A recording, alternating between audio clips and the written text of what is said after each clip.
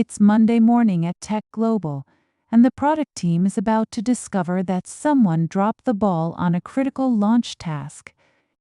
By the end of today's episode, you'll know exactly what that means. Plus 5 more idioms about work, teamwork, and effort. Sweeping it under the rug, pulling your weight, burning the midnight oil, getting back on track, and going the extra mile. Let's find out if this team can turn a rocky Monday into a launch to be proud of. Okay, team, quick check-in before the week gets away from us. Where do we stand on the payment integration for Thursday's launch? That's actually what I wanted to raise. I just found out the payment gateway testing never got scheduled. Wait, never got scheduled? Whose task was that? It was assigned to the vendor team, but nobody followed up after the kickoff call 2 weeks ago. Somebody dropped the ball, and now we're 3 days from launch with an untested payment flow. I can pull the vendor's test logs right now and see how far they actually got. At least we won't be flying blind. Good, do that. Daniel, how bad is this really? Can we still hit Thursday? If we start testing today, yes. But I want to be honest, it's going to be tight. Tight. I can work with. What worries me is I heard someone in the hallway say we should just skip the edge case tests and ship what we have. That's a terrible idea. If we sweep this under the rug and ship the untested flow, we could push a bug that charges customers twice. That's not a risk worth taking to save 2 days. Agreed. We are not sweeping anything under the rug when it involves people's money. We surface the problem, we don't hide it. So what's the plan?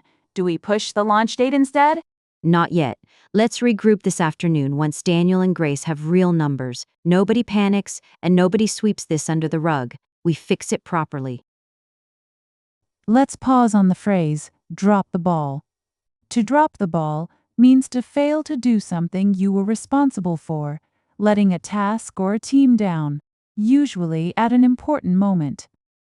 It's about a personal or team failure of follow-through, not a lack of ability. The phrase comes from ball sports like American football and basketball, where a player who literally drops the ball in play loses possession and lets the team down at a critical moment. By the early 1900s, Americans were using it figuratively for anyone who fumbled an important responsibility. Use it for a specific missed responsibility, not a general skill problem. You drop the balls on a task, not at being bad at something in general. It's also common to say, don't drop the balls as a warning before something important. Now, let's practice together. Repeat after me. Somebody dropped the ball, and now we're 3 days from launch with an untested payment flow.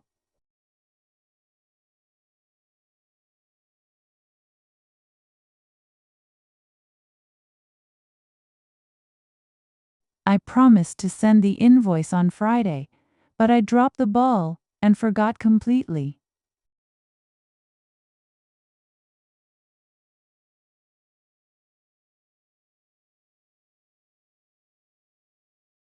The babysitter dropped the ball and left the front door unlocked all afternoon.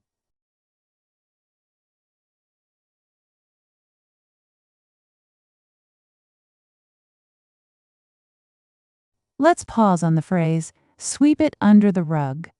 To sweep something under the rug means to hide or ignore a problem, mistake, or difficult situation instead of dealing with it openly, hoping no one will notice.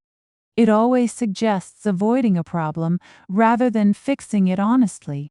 The image is literal, sweeping dust or dirt under a rug so a room looks clean, while the mess is simply hidden out of sight instead of cleaned up. By the early 20th century, English speakers were using it for anyone who hides an inconvenient problem in business, politics, and everyday life, rather than facing it. It's almost always negative. It implies hiding a problem that should be faced.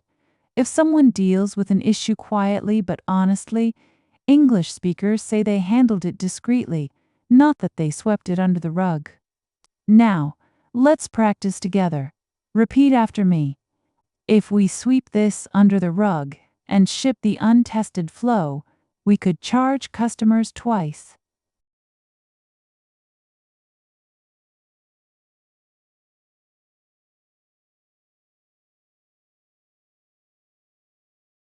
The manager tried to sweep the missing funds under the rug, but the auditors found them anyway.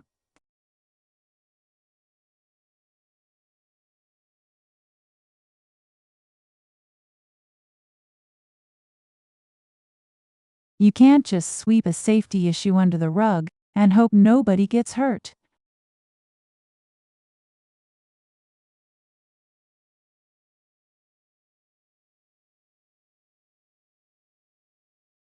All right, numbers are in. Daniel, what does it actually take to get payment testing done by Wednesday night? Realistically, about 16 hours of focused testing split across the edge cases. That's doable in 2 days if we split it evenly. I want in on this. I know the QA scripts pretty well from my onboarding project. I can take the refund and chargeback cases. That helps a lot. I'll take the core checkout flow and the currency conversion cases. And I'll clear both of your calendars. No meetings, no side requests, until this is done. Everyone pulls their weight here, no exceptions, including me. Honestly, I was worried you'd just hand this to Daniel since he's more senior. Glad we're splitting it. No way. A team that doesn't pull its weight together falls apart the first time something goes wrong, which, well, it just did. To hit Wednesday night, some of us are going to be burning the midnight oil. I don't love it, but I'd rather do 2 late nights than ship something broken.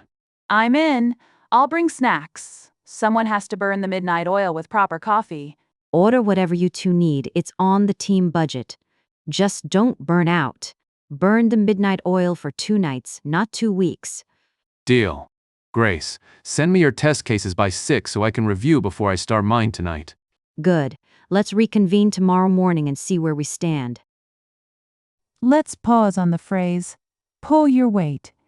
To pull your weight means to do your fair share of the work in a group, rather than letting others carry more than their part. It's about contributing equally, especially when a team is under pressure. The phrase comes from rowing. In a boat, every rower must pull their oar with their full weight and strength, or the boat drags and the whole crew suffers. If one rower slacks off, everyone else has to work harder to make up for it, which is exactly the sense the idiom keeps today. It's almost always about teams, pairs, roommates, co-workers, sports teams. You wouldn't use it for a solo task. Save it for situations where several people share responsibility. Now, let's practice together. Repeat after me. Everyone pulls their weight here, no exceptions, including me.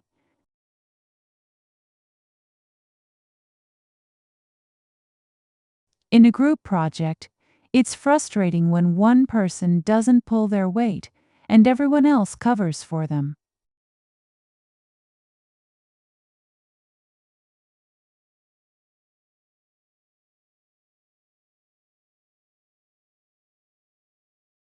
The new intern really pulls his weight.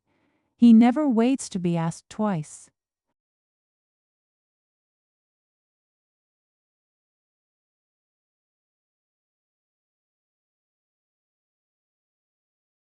Let's pause on the phrase, burn the midnight oil. To burn the midnight oil means to work or study late into the night, usually to finish something important under a deadline. It highlights effort and dedication, not just staying up late for no reason. Before electric lighting, anyone working after dark had to burn actual oil in a lamp to see. Writers, scholars, and craftsmen who worked past sunset literally burned oil through the night. By the 1600s, the phrase had become a figure of speech for any late-night effort, long after oil lamps disappeared. It implies effort toward a specific goal or deadline, not random insomnia. You burn the midnight oil to finish something, not just by accident. Now, let's practice together. Repeat after me. To hit Wednesday night, some of us are going to be burning the midnight oil.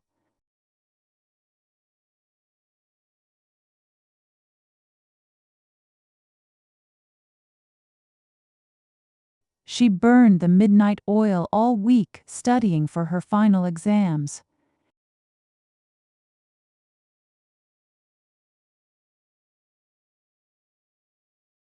The design team burned the midnight oil to finish the prototype before the trade show.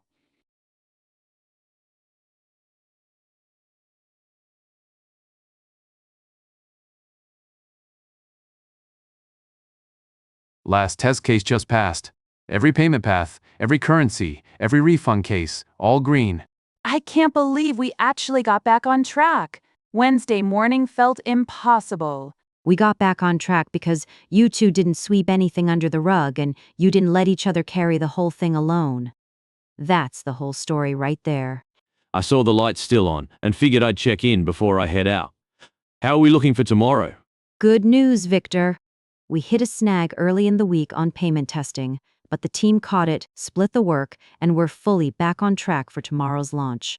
That's exactly the kind of recovery I like to hear about. What made the difference? Honestly, once we split the testing evenly and put in the hours, the schedule stopped being the problem. I also wrote up a one-page rollback guide for support, just in case anything looks off after launch.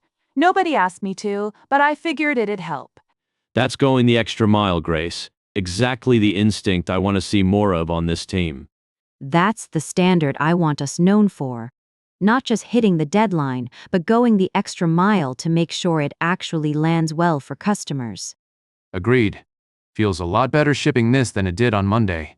Get some sleep, all of you. Tomorrow should be a good day. Nice work getting this back on track.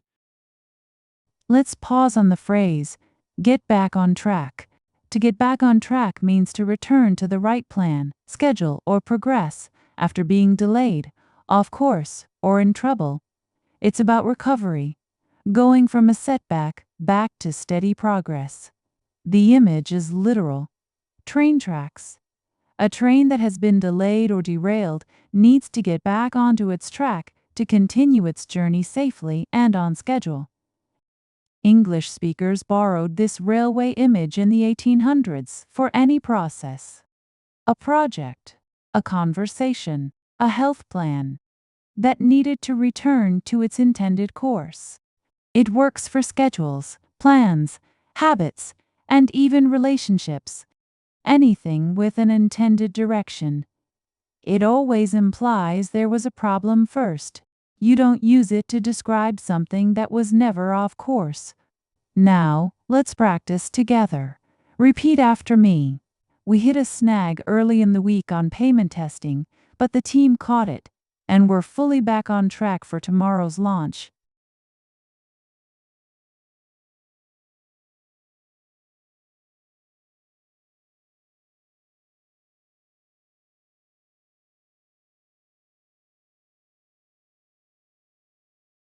After a rocky first quarter, the sales team got back on track by the summer.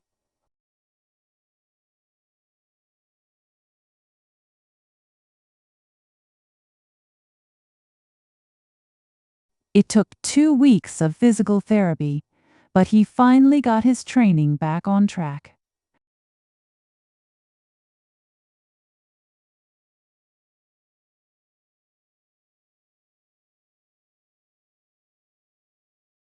Let's pause on the phrase, go the extra mile. To go the extra mile means to make more effort than is expected or required, especially to help someone or improve a result. It's about voluntary extra care, not the minimum needed to get by. The phrase echoes an old Roman law that let a soldier order a civilian to carry his pack for 1 mile. Going a second mile beyond what was demanded became a biblical image of generosity in the Sermon on the Mount. By the 20th century, it had become an everyday expression for anyone who does more than the bare minimum. Reserve it for effort beyond what's required or expected. If someone just does their basic job well, that's not going the extra mile, that's just doing the job. Now, let's practice together. Repeat after me. I also wrote up a one-page rollback guide for support, just in case anything looks off after launch. That's going the extra mile, Grace.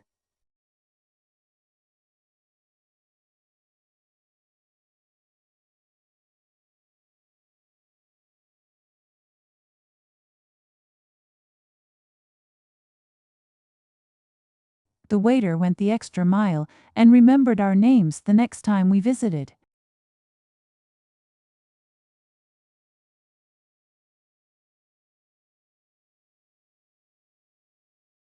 She always goes the extra mile for her students, staying late to answer questions.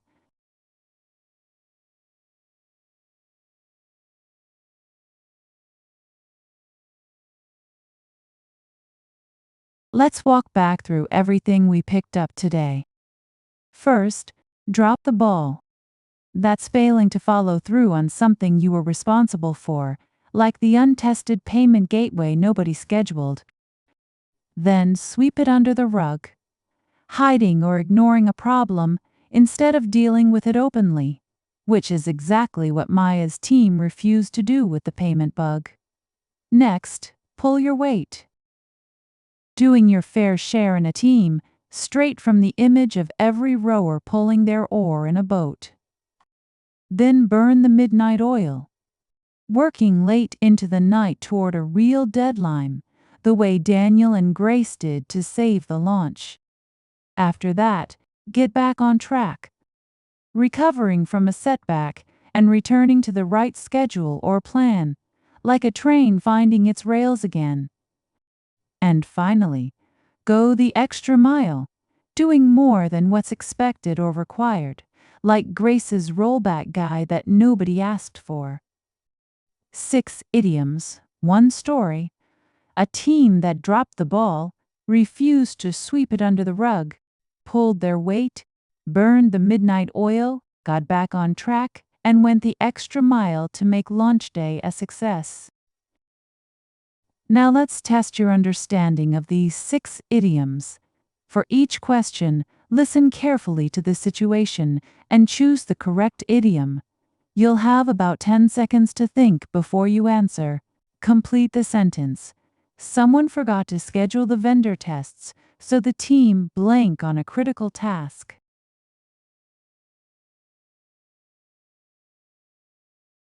The answer is drop the ball.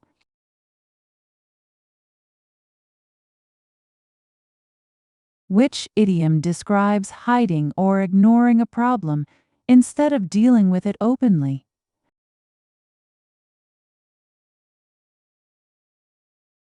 The answer is sweep it under the rug.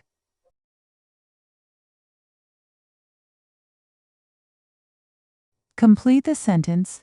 In a group project, everyone needs to blank so no one person carries the whole load.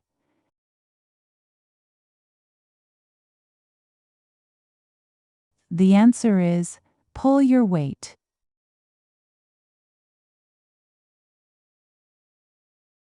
A student stays up until 3 a.m., finishing a paper before the deadline. Which idiom fits best?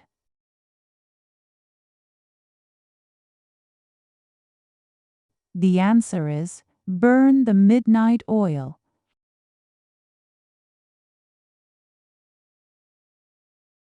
Complete the sentence. After a rough first quarter, the team finally blank by summer and hit every deadline again.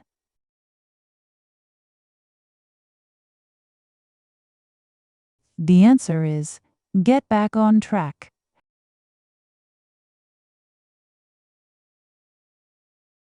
A waiter remembers your name and favorite order without being asked. Which idiom describes this?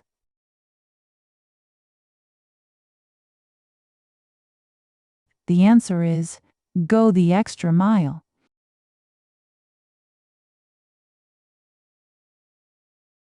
What started as a rocky Monday, a dropped ball, a slipped deadline, turned into one of this team's best launches yet, because they refused to sweep it under the rug, pulled their weight, burned the midnight oil when it counted, got back on track fast, and went the extra mile to make sure it landed well for real customers. If you take one thing from today, let it be this: when something slips, don't sweep it under the rug.